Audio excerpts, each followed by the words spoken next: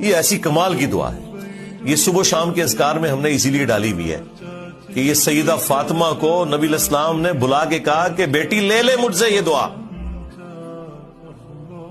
خاتون جنت کو یہ دعا تعلیم کی گئی تو نبی علیہ السلام نے فرمایا کہ صبح و شام ایک دفعہ یہ پڑھ لیا کرو.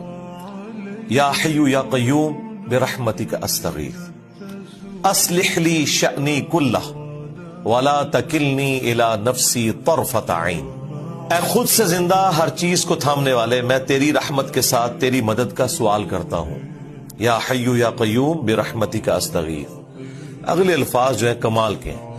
اصلح لی شأنی کلہ، میرے لیے اصلاح فرما دے ہر عمل کے اندر.